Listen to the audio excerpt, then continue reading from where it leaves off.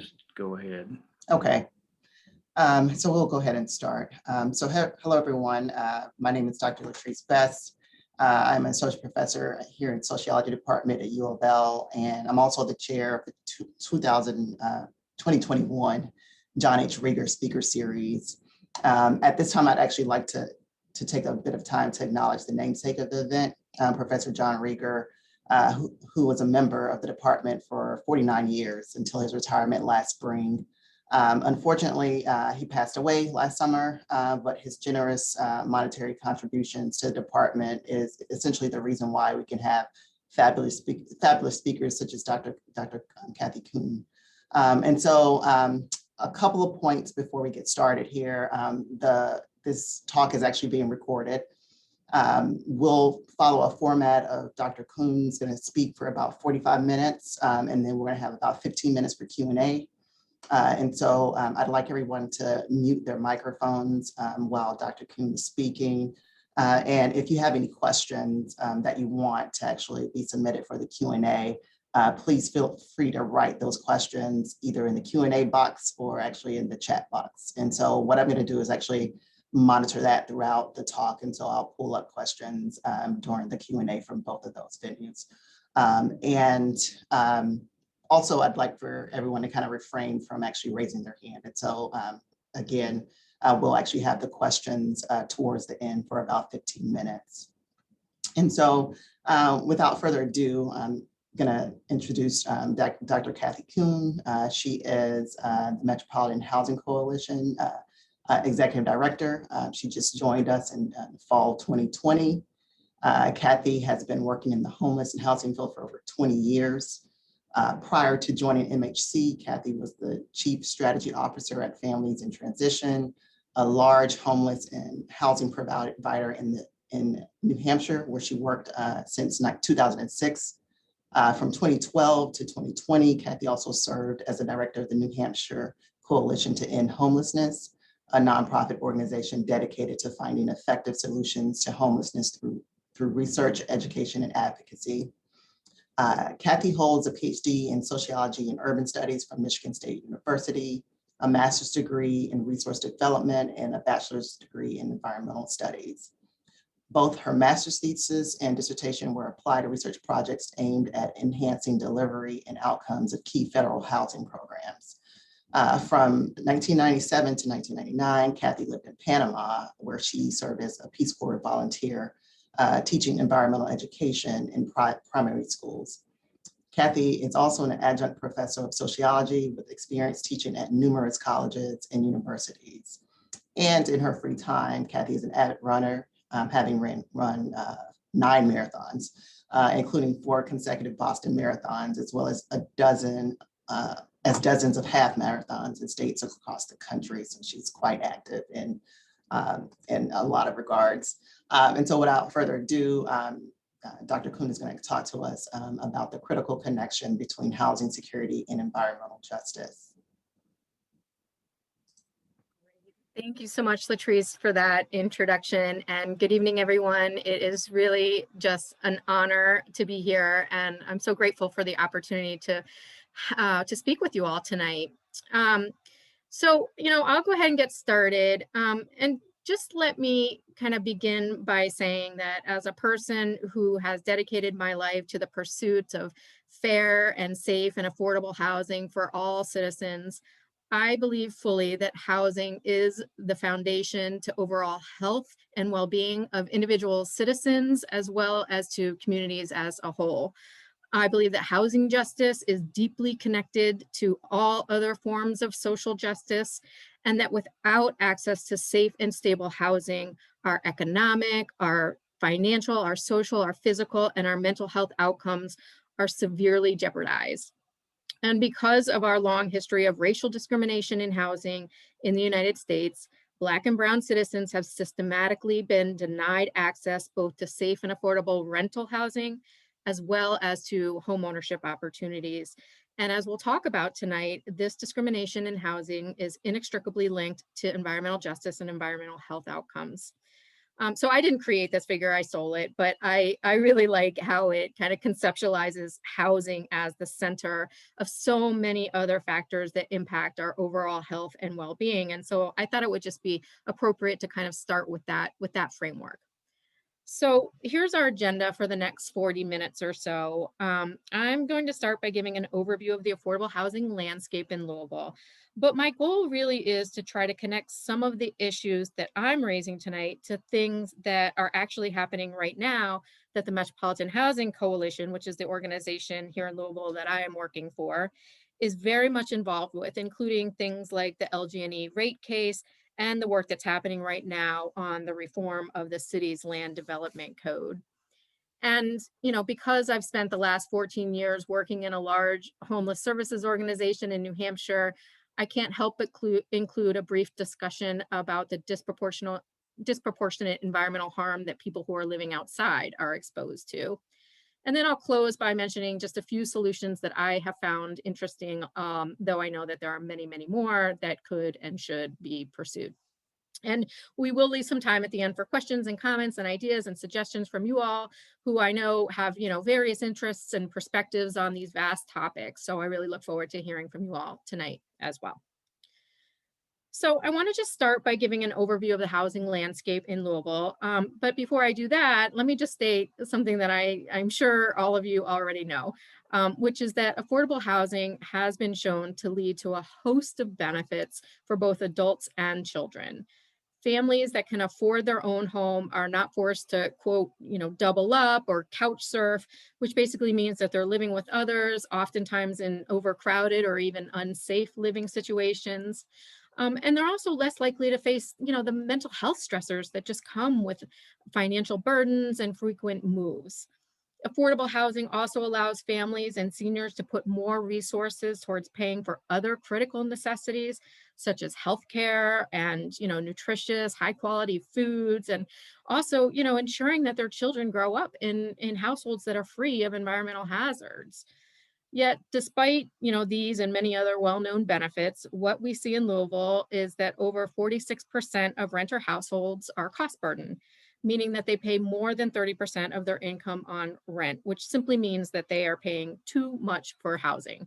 And because they are paying too much and because their housing is not affordable, they are at far greater risk for eviction and housing instability. And this cost burden is disproportionately felt by Black citizens in Louisville, who are far more likely to live in cost burden households than are whites. In Louisville, 41.4% of Black people live in cost burden households compared to just 24% of white people. And in addition to the high number of cost burden people in Louisville, sort of the other side of the affordable housing coin is just the simple lack of housing that's available for those with the lowest income. So the most recent housing needs assessment for Louisville, which was done in 2019, showed that we currently lack over 31,000 units for those with the lowest incomes, which causes an overall affordability gap that affects all families whose income is lower than the area median and severely limits housing choice for many Louisville residents. I think it's also important to point out that although, there are some people that think that everyone who needs housing assistance actually gets it, the reality is that there are currently almost 7,000 people on the wait list for Section 8 housing assistance from the Louisville Metro Housing Authority. And there was a recent study done by Zillow that found that in Louisville, for every household served with rental assistance, there are 4 other households who are eligible who do not receive this crucial housing resource. So clearly, the large majority of residents who are eligible for housing assistance, both in Louisville, and this is also true in communities across the country, are not getting that assistance. And housing affordability and availability is very much connected to the long history of housing discrimination and segregation that we see in Louisville. So Louisville, Jefferson County is home to nearly half of the state's Black and African-American population and just over a quarter of the state's Hispanic Latino population. And you can see in these maps that Louisville, Jefferson County continues to be highly racially segregated. Black residents in Louisville live predominantly in West Louisville and east of the airport. The largest percentages of Hispanic Latino people live in census tracts south of the airport. And the majority of white residents in Louisville, Jefferson County continue to reside in Eastern Louisville, as you can see with sort of the lighter shades of the blue and green on these two respective maps. So the general housing situation is that, large numbers of people are cost burdened, putting them at greater risk of housing instability. We have a severe lack of affordable housing units in the city for those with the lowest incomes, and our housing continues to be highly racially and economically segregated.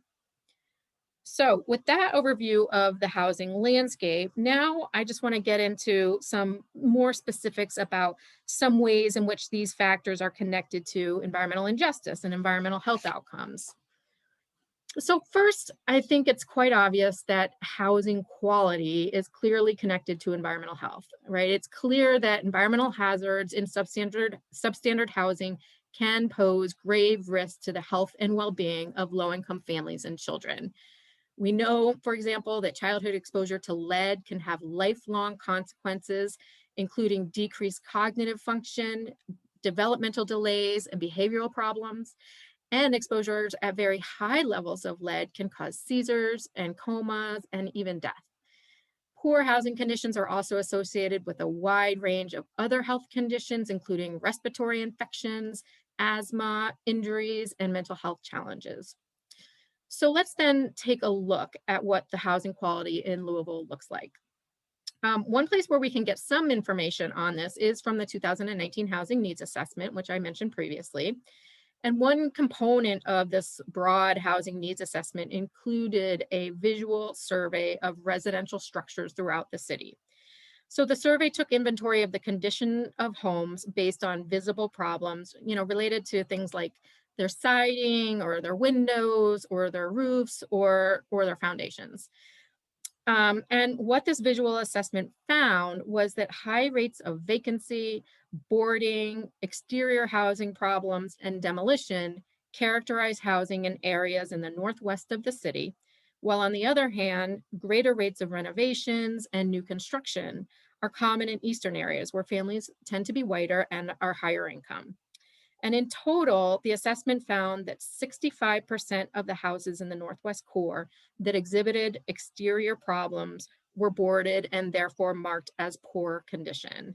So when you look at the map of racial segregation sort of juxtaposed to this map, it's clear that the areas of the city with high levels of poor quality housing are also areas that are highly concentrated with people of low income and communities of color.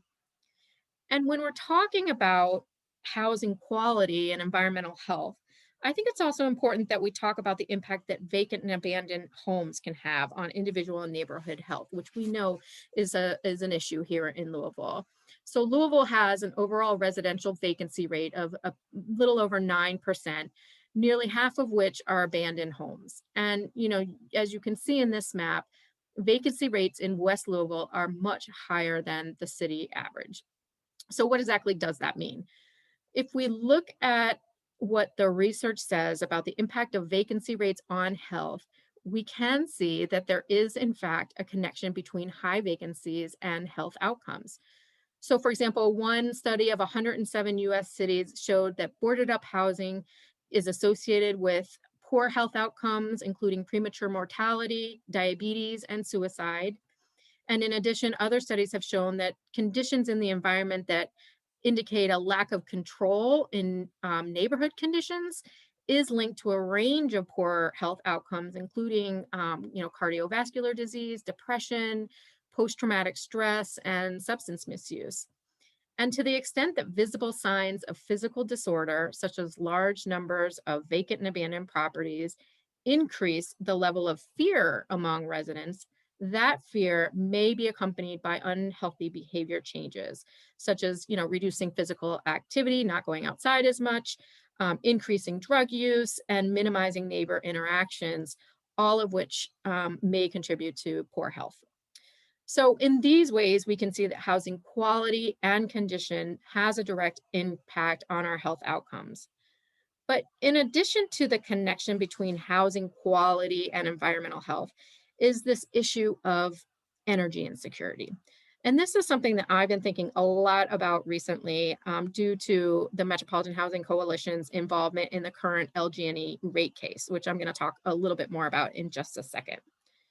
So energy insecurity is defined as the complete absence of or decreased access to water and energy resources. And not surprisingly, experiencing energy insecurity can cause both physical and mental health problems. Energy insecurity is associated with respiratory illnesses such as asthma and pneumonia, as well as mental health challenges such as anxiety and depression. And furthermore, research shows that utility cutoffs and the financial strains of the associated penalties and deposits and fees are all precursors to eviction, which I think clearly reflects how housing stability and energy insecurity are very much linked. So let's take a look at what energy insecurity looks like in Louisville. So these maps are taken from the 2020-2021 State of Metropolitan Housing Report, which has actually not yet been released yet. It's currently at the printer, but you all are getting a sneak peek of it tonight. And I encourage you to check out the full report when it comes out because, thanks to some incredible researchers here at U of L, including Lauren Howerly and Kelly Kinahan, as well as some great grad students, it is just a wealth of information about the impact of COVID-19 on housing stability over the course of the past year or so here in Louisville. So what these maps are illustrating is the average number of customers by zip code who were eligible for disconnection or utility shutoffs between March and December of 2019, which is the map on the left, and those eligible during the same months in 2020, which is the map on the right. And so what we've seen is that data provided by LG&E show that more than 100,000 more customers were eligible for disconnection in 2020 than in 2019. Now, this doesn't mean that they were actually disconnected because thankfully there were some moratoriums that prevented widespread disconnection, but still over 100,000 more customers were eligible for disconnection in 2020 than in 2019.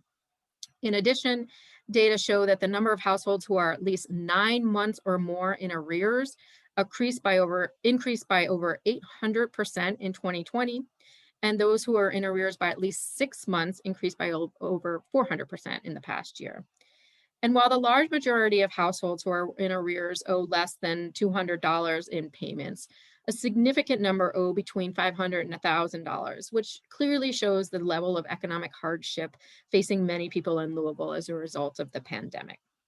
And of course, you can see that the higher monthly averages of people who are eligible for a disconnection are primarily located in census tracts in the western part of Louisville and Jefferson County, which is true both in 2019 and in 2020.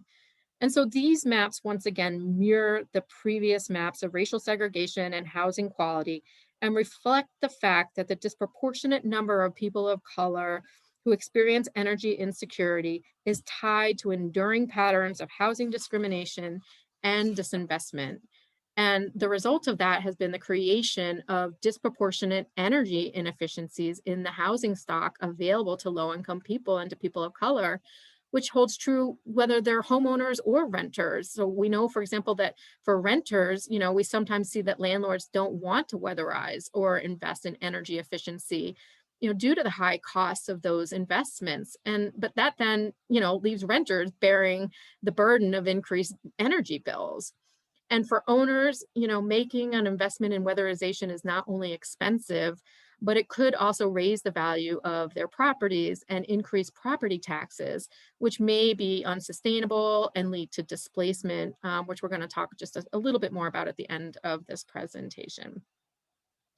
And I think it's also important to point out that despite the fact that there were some moratoria on utility shutoffs during the pandemic due to the obvious relationship between access to water and electricity and the spread of the virus, the moratoria varied widely in terms of duration and scope.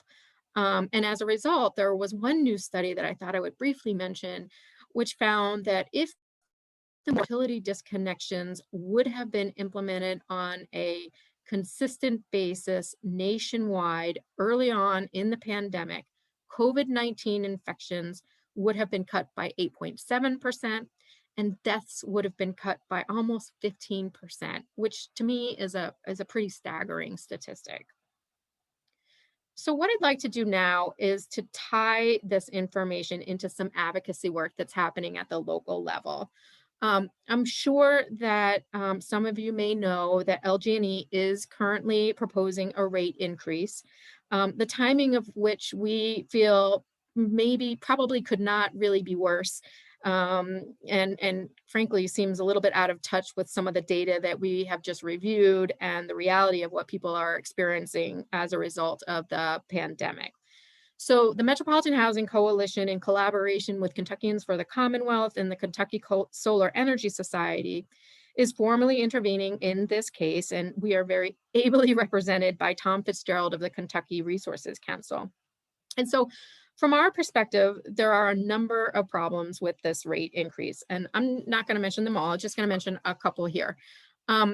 So the first problem with the rate increase is just its sheer magnitude, which we believe will certainly put many more people in jeopardy of losing their homes.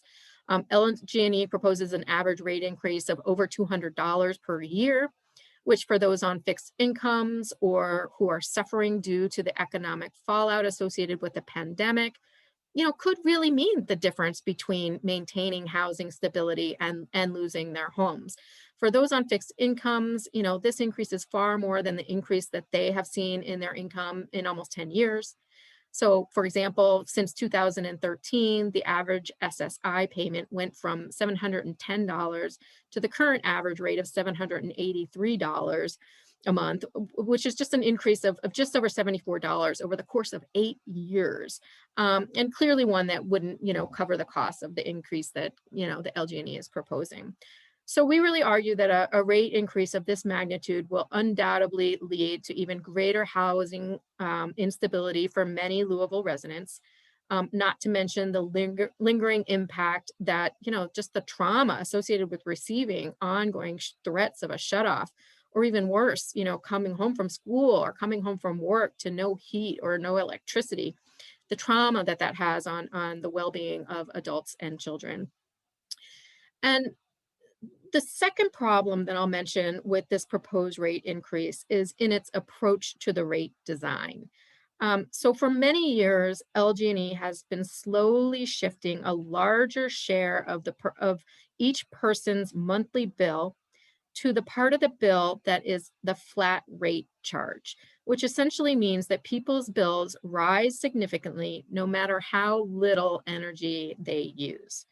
And we feel that this rate structure unfairly harms low-income customers, people of color, folks who live in smaller apartments and homes, and others who just seek to manage their bills by using less energy.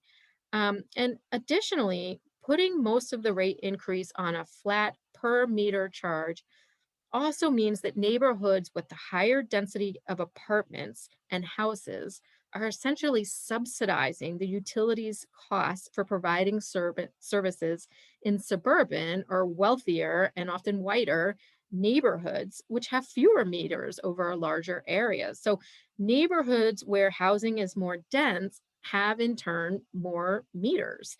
And so thus, when a greater proportion of one's bill is wrapped up into that fixed meter fee, the people who are living in areas with high density housing, which often tend to be lower income and racially segregated, are essentially subsidizing the utility expenses of those living in more geographically dispersed areas with fewer meters, which tend to be higher income and whiter. And so when viewed with this lens, we really feel that the economic and racial inequity associated with the fee structures is pretty difficult to ignore. So if you care about this and if you find this as unfair as we do, at the end of the presentation, I'm going to let you know what you can do if you'd like to have your voice heard on that. So with that brief timeout for advocacy, let's get back to dissect one more way in which housing and environmental justice are connected. So we've talked about housing affordability and we've talked about housing quality and safety. And now the final component that we're going to look at in terms of housing's connection to environmental justice is probably the one that is most obvious, which is the question of where our housing is located. We know that people living near toxic polluters are nearly twice as likely to live in poverty and nearly 3 times as likely to be a person of color. So the maps that I'm going to run through with you on the next few slides show us what that means in terms of our health outcomes. So these maps were taken from a website on environmental justice in Louisville that was actually created by the city. And they can be accessed from this the link that's on that on the slide here with the called the Louisville Environmental ArcGIS mapping tool. So this map is just showing where different types of industrial and manufacturing companies are located in Louisville. And what we know about this is that despite the dangers, 2/3 of Louisville residents live within 3 miles of chemical facilities that use toxic and flammable substances that are deemed to be extremely hazardous by the EPA. But the risks of these sites are certainly not shared equally. The city's highest population of people of color live in communities surrounding Rubbertown, which I'm sure many know is an area highly populated with industrial manufacturing plants and a toxic landfill. And across the city, Louisville's Black population is 38% more likely to live within 3 miles of a high-risk chemical facility. So what does that mean? That low-income communities of color are more likely to be located near polluting industries and polluted land and water. Well, in addition to the adverse consequences of just being more exposed to toxins, the research also shows that health consequences of living near these sites can be compounding because many of these communities are also navigating other stressors, such as, inequities in access to food, or access to education and employment. They may be experiencing higher rates of violence, as well as other health issues, such as higher risks of infant mortality, diabetes, or obesity. And the impact of these compounding factors is that people living in these areas are more susceptible to the consequences of pollutants because their bodies are also navigating high stress and other health challenges. So what this map is showing is the cancer death rate per 100,000 residents in Jefferson County. And what we see here is that elevated cancer death rates are clustered in the entire western half of the county, where we see high rates of poverty, high rates of residential segregation, poor housing quality, and proximity to polluting industries. The same trend holds true for incidence of heart disease, which is the second leading cause of death in Louisville. So you can see here that heart disease death rates are higher in the downtown core, Old Louisville, and the Northwest core. And then this map is showing total inpatient admissions to hospitals for asthma by zip code for those aged 10 and under. And again, you can see that rates are much higher in the western areas and south of the airport, where there are greater rates of poverty, racial segregation, and proximity to polluting industries. There are other maps that I could show you with various other health diagnoses that follow the same trend. And you can take a look at that yourself at that link on the previous slide if you're interested.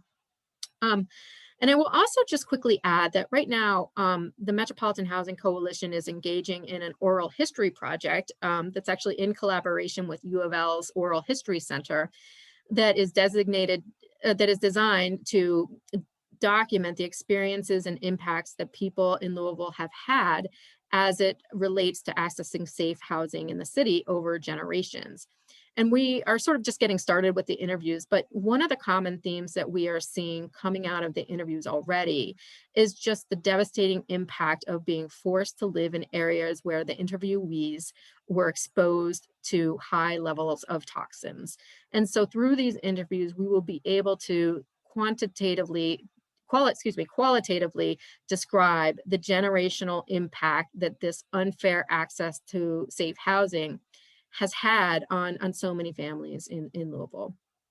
So with that, what I want to ask now is, given the impact that housing has on our health, to what extent do low-income residents in Louisville have choice in terms of where they live? Because to me, one of our critical policy responses to the undeniable health consequences associated with the quality and location and affordability of our homes can be to increase the level of choice that people have to decide where they want to live. So in these next few slides, I want to explore the degree to which low-income residents have a choice about where to live in Louisville. So the next two maps show where the large majority of our subsidized housing in the city is located, which of course is housing that is designated really to serve people with low incomes. So this map is showing the location of public housing sites in Louisville, and you can see that the large majority of the sites are located in the western part of the city, with very few sites sort of spread around in other areas of the city. And despite the fact that the stated purpose of the Housing Choice Voucher Program is to expand housing choice for low-income families, theoretically allowing people to use their voucher to access housing in areas across the city, we see in this map that while there is sort of a smattering of vouchers getting utilized in the central and eastern part of the city, most of the vouchers are clustered in the same area in the northwestern part of the city. So we can see that access to subsidized housing is very concentrated in the northwestern and to some degree sort of the central part of the city. But what about non-subsidized housing? So if we look at rental rates of housing in various parts of the city, we see in this map that the darker colors are where the housing is more expensive. So the more affordable housing is located in the western core and downtown core, while the most expensive housing is located in the eastern part of the city. So what this means is that those who have lower incomes and may not have access to a housing subsidy really won't have much of an opportunity to access housing in areas outside of the northwestern sector, simply because the rents are so much higher in other parts of the city. So again, let me tie this question of housing choice back to some local advocacy work that's happening right now regarding the efforts to make reforms to our city's land development code, which is basically the document that describes all of our zoning regulations and dictates what type of land use is permitted in what areas across the city. And I think that many people really may not understand how big of a role zoning plays in how our neighborhoods and our cities and our regions develop. So zoning in Louisville, like in many other cities across the United States, has produced severe economic and racial segregation, inequitable neighborhood investment, and has made the development of affordable housing economically infeasible. As we've seen tonight, poverty continues to be concentrated in Louisville's west and south central areas. Subsidized housing units are also highly concentrated in West Louisville. The Black and African American population predominantly lives in West Louisville and east of the airport, while the majority of the white population of Louisville continues to reside in east of the city. And our industrial and manufacturing plants are concentrated in areas adjacent to neighborhoods with high levels of poverty and people of color. And these patterns did not just happen by accident. The origins of exclusionary residential tactics are rooted in the earliest zoning ordinance that explicitly used race as a mechanism for defining where people could live. And although race-based zoning was declared unconstitutional in 1917, the zoning model that then followed created geographic zoning districts based on permitted land uses, which ultimately had the exact same effect as race-based zoning ordinances. So within this new model, single-family zoning districts were given legal protections that only allowed for the construction of single-family housing, and also had requirements for large lot sizes, which of course had the impact of increasing housing costs and excluding many renters and lower income people from accessing those areas. The simple fact is that zoning restrictions that have required larger lot sizes and homogeneous development in single family districts have been an effective tool for racial segregation. And so there are two things that I want to point out to you on this zoning map of Louisville. The first is the fact that much of the industrial and enterprise zones, which are the purple and orange areas, are both highly concentrated in certain sections of the city and are also located directly adjacent to residential single and multifamily zoning areas. And so, we just reviewed the health consequences associated with living near these sites. And it's our existing zoning regulations that have allowed for that to happen. The second is just to notice where much of the multifamily housing is zoned, which is the light blue areas, and the incredible difference between the amount of land that is zoned for multifamily versus that which is zoned for single family, which is the green color. There was a recent analysis by the New York Times that found that on average, 75% of land allotted to housing in the United States is reserved for single family homes in cities across the country. Louisville follows this trend, where 75% of Jefferson County is restricted to single family residential development. And the minimum lot size, or the area of land that's needed for a single family home in Jefferson County, has been unchanged since 1963, which has really had the effect of really restricting housing choice and affordability for decades. And so with that kind of context or backdrop, in August of 2020, in the wake of intensified calls for racial justice in the city and across the country, Louisville Metro Council adopted a resolution supporting a review of the Land Development Code, which was specifically focused on making recommendations for more equitable and inclusive development. So in addition to bringing in some national organizations to help, kind of analyze the existing code and review national best practices for making changes, planning staff at the city also hosted a series of listening sessions and workshops during the fall of 2020 to provide information about the Land Development Code reform process and to solicit input from residents. And right now, as we speak, the very first set of recommendations to the Land Development Code are being proposed and are being discussed. So there are 6 fairly small recommendations being suggested at this early stage, yet despite their relatively minor impact on land use, there are already calls for the process to either be slowed or to be stopped entirely. And I think it's understandable that the Land Development Code is very personal for many people because of course people care what happens in their neighborhoods, and where we live is one of the most important decisions that we make. However, the fact is that the zoning regulations that are in place are not sustainable to keep up with the city's growing population. They also prevent people from choosing where they want to live, and they reinforce racial and economic segregation in our city. The reality is, as I said, that these regulations have not been changed for almost 60 years. And I would really argue that there could not be a more critical moment to make changes during a time when a global pandemic is showing us, perhaps like nothing else before, how critical safe and stable housing is to the health and well-being of every single one of us.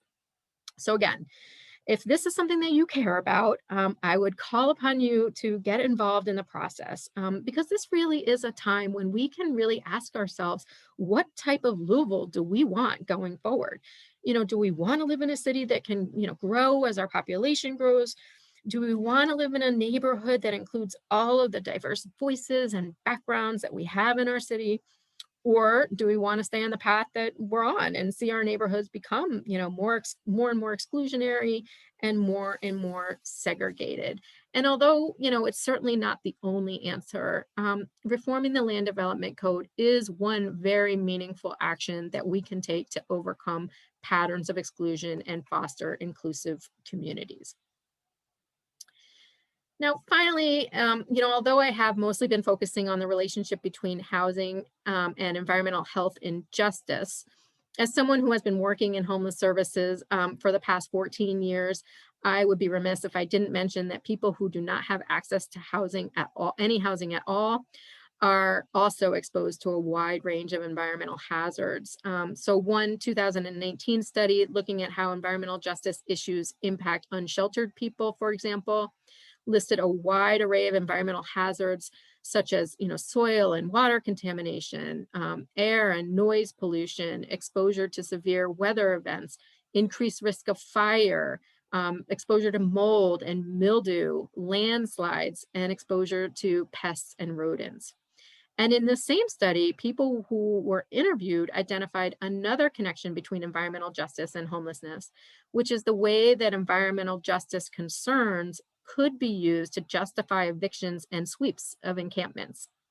Interviewees in the study described cases where they believe that concerns about hygiene and public health or environmental justice were used as a pretext to just evict people living in encampments rather than to provide forms of support that might mitigate those environmental hazards. And I will say that as someone who has worked in a community for the past 14 years that had very few formal protections for people living in encampments, I really do applaud Louisville for having an ordinance that requires that we give 21 days notice to clear an encampment. But despite that, we do know that there have been calls for camps to be cleared, citing environmental hazards, and that this has occurred even during the pandemic, despite the fact that CDC guidance discourages communities from clearing encampments while the pandemic is ongoing. So with all of that, information, I wanted to just leave us with some ideas of things that could have potential to create positive change to improve housing and environmental health outcomes for communities with the greatest need in Louisville. So these are just a few ideas. And of course, there's much more, as I said, that can and should be done. Um, so the first is just to get involved at the local level on things that are happening right now that have a great impact on housing and environmental justice. So for example, as we talked about earlier, you can submit written comments or make verbal comments to the Public Service Commission regarding the rate increase that LG&E is proposing. So there's a hearing scheduled for later this month, and you can let them know that a rate increase of this magnitude at a time when so many people are suffering the economic fallout associated with the global pandemic will undoubtedly lead to greater housing instability and homelessness in Louisville at really exactly the wrong time. Another thing that you can do is, of course, to get involved in the reform of the LDC. It is true that getting reforms to zoning regulations passed can be very, very difficult. And we definitely need people who care about issues of social, racial, environmental, and housing justice to attend, get involved, help educate the community about why this is so important, and certainly let your policymakers know your feelings about it. So the next public hearing on the LDC reforms is on April 20th at 6 p.m. I invite you to attend, have your voice heard, and feel free to get in touch with me if you have any questions about that. Another thing that we can do at the local level is to support a strengthened rental registry in Louisville that would help to hold landlords accountable for property upkeep. So creating, maintaining, and enforcing a robust rental registry can be an important tool to ensure compliance with housing codes. And so in addition to sort of expanding the information collected in the existing rental registry that we have, we would recommend that access to information in the rental registry be expanded to allow for greater transparency and accountability. And then finally, I invite you to attend an upcoming community listening session on April 27th, which is designed to provide a space for people to share their experiences with the long history of housing discrimination in Louisville and the impact that that discrimination continues to have on residents today. And then at the national level, I would urge you to support increased federal investments in affordable housing. I mean, the reality is that affordable housing programs have been severely underfunded in our country and have come under severe budget cuts over the past decade. And, I really believe that we're never going to solve this problem without renewed investment at the federal level. So, President Biden's recent American Jobs Plan actually includes over $200 billion for affordable housing, which is a great start. And there's advocacy work being done at the national level to ensure that this package would include a couple of priorities, things like universal housing subsidy for any eligible individual or family, which would be just an absolute game changer for those with the lowest incomes. I mentioned previously that only 1 in 4 eligible households at the national level are currently being served by a housing subsidy, which research has shown is so critical for child and family well-being. Right now, it also looks like the package includes $40 billion to improve and preserve public housing. Estimates suggest that the figure to really create safe public housing communities is more like $70 billion. So we would advocate that with this sort of once in a generation opportunity, we invest what we need, because we know that creating safe, energy efficient public housing units for seniors, those with fixed incomes and those with low incomes, is a critical part of the housing solution. Obviously, we also need increased investment in the production of affordable housing, which right now is economically infeasible in many cases due to, regulatory barriers and high costs of land and materials and labor and other factors. So, we need to make investments that will allow for the production of affordable housing, while at the same time reducing regulatory barriers that prevent affordable housing from being built in certain areas of our community. Another obvious sort of recommendation is to increase investments in weatherization for low-income households. As we mentioned earlier, however, it's important to note that although weatherization can be important to reducing utility bills for low-income families, we do have to be careful about what this investment does for the value of the home, because we have seen instances when this type of investment can raise the value of the home, increase taxes, and push people out, causing gentrification. So we would need to ensure that these programs have protections to ensure that homeowners can actually stay in their homes, after those improvements are made.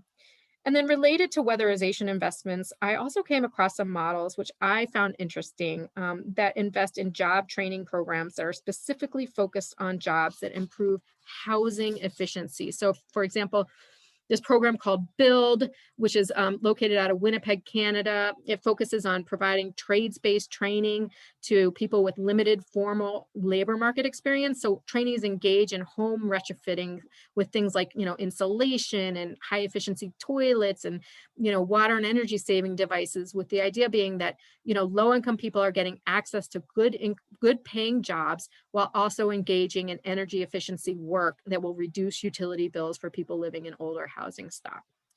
And the final and most important recommendation, which is one that I think has been proven over and over again in so much of our social policy work that happens in our communities, is just how critical it is to include people who are affected by these problems in the design of programmatic or policy recommendations.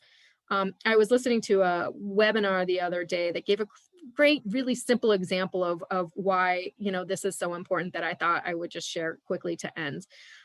So the discussion was about, utility companies designing programs that would help low-income people to pay their bills. And you can imagine that, the people working in the companies who are designing those programs, might base the level of assistance needed on data that they have on hand, right? Like the average amount of energy use that they are seeing people consume. However, without talking with people experiencing energy insecurity, they may not realize that many people underutilize their usage in order to save on their bills, which causes health issues, right? And could completely undermine the impact of the program. So no one knows, what is needed more than those who are experiencing the problems. And I think that, this is just smart practice all around, no matter what social program or policy, we're talking about. And so with that, I will stop talking, and can share my contact information as well. I can put that in the chat, and I will turn it back to my friends from U of L and see if there's any questions or comments that folks might like to share. Thank you for that great talk, and I think it's very timely considering all the things that are happening right now in the city. There is one two-part question that we have here. The first one is in regards to Section 8 waitlist. And so Section 8 waitlists have been a persistent problem in Louisville. How do we as a community make progress in driving this number towards zero? And then the second part of that is, what are any new federal, state, and local legislation and funding, I guess, mechanisms that give you hope for progress? I think you've kind of answered a little bit of that, but yeah. So regarding Section 8, I mean, I would think the first thing is that we need more investment in Section 8. We just simply don't have enough funding available. There's, so many people who are not being served by the program. So, I do feel encouraged about this potential for universal eligibility, which would just be, an amazing, just a game changer for low-income people. But I will say too that there are many problems with the Section 8 program. And one of the biggest problems is that we have people walking around right now who have Section 8 vouchers but are unable to use those vouchers because there's just simply not enough houses out there. And so, we absolutely, it's a supply issue. We absolutely must invest in the supply of affordable housing. So if we want the Section 8 program to work, we have to have the supply. It's not going to work unless we have the units for people to be able to increase that, to use those vouchers. And I will say that one positive thing that happened in Louisville at the end of last year is that we actually did pass a source of income ordinance, which means that landlords cannot discriminate against people because of their source of income, which means that someone with a Section 8 voucher, where in the past, if someone had a Section 8 voucher and a landlord didn't want to take it, they could just say, I don't take Section 8, and the person would have to move on. Now, that there's this ordinance in place, landlords are no longer allowed to do that. So we do hope that will increase the pool of units that might be available for people when they're using their Section 8 voucher. And in regards to the second question, I will just say that I have never been more hopeful than I am right now. This pandemic has been so hard. It has shown, so much disparity, shown all the cracks in the system, shown how fractured our system already is. But at the same time, there has never been more, at least in my career, right, never been more discussion about how critical affordable housing is. It was one thing that the pandemic did was really highlight how we cannot be safe unless we have a home to go to. And so to think that we're at a place right now where we could potentially be investing $200 billion at the national level, which frankly isn't enough, but it's a great start, is really tremendous. And so I think it will be really important for us here at the local level to be monitoring sort of what we're doing right now, and also to be, thinking about best practices that we want to engage in, to be sure that we're using this unique opportunity to be most advantageous as possible for our community.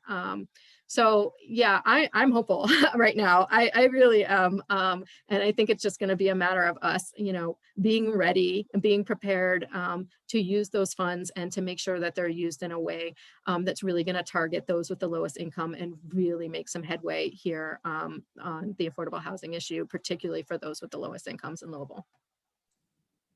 Great. There is a question here from James.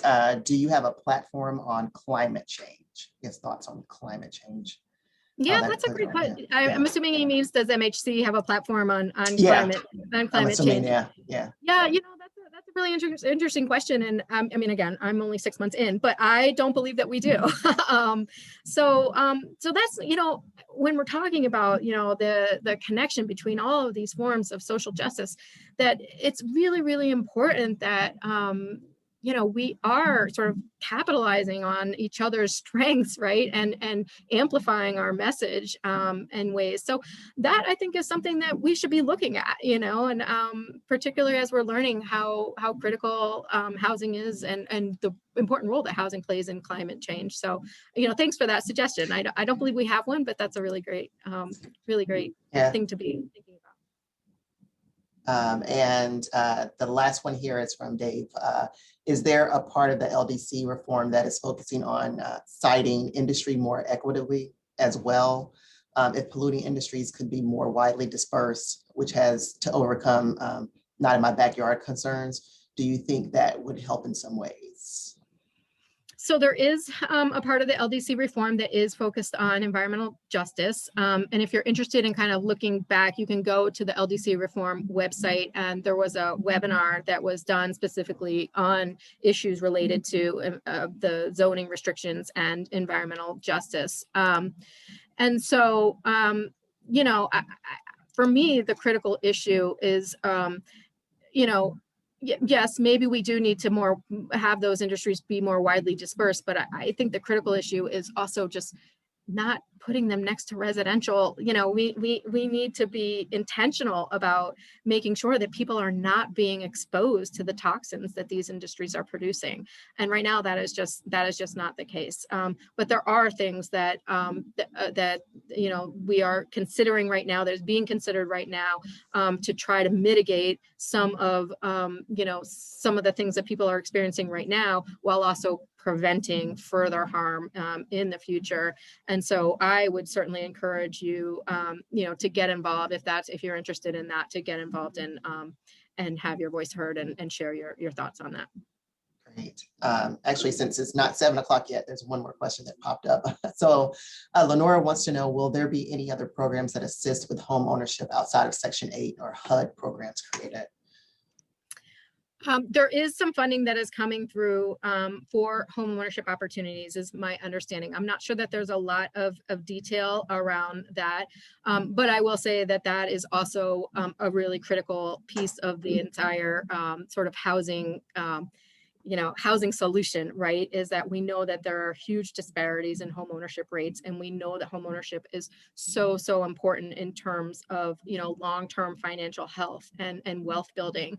And so we want to be able to increase opportunities for people of color and low-income people to be able to access their homes. And so, so yes, my understanding is that within this new infrastructure package, that there will be funds available to help to, you know, address those issues and increase homeownership opportunities. Great. Well, on the behalf of the department, I thank you. This is a great presentation, excellent talk. Thank you so much. It's really an honor. And thank everyone for actually coming out to listen tonight. And hopefully they'll contact you if they want, you know, any additional information or questions.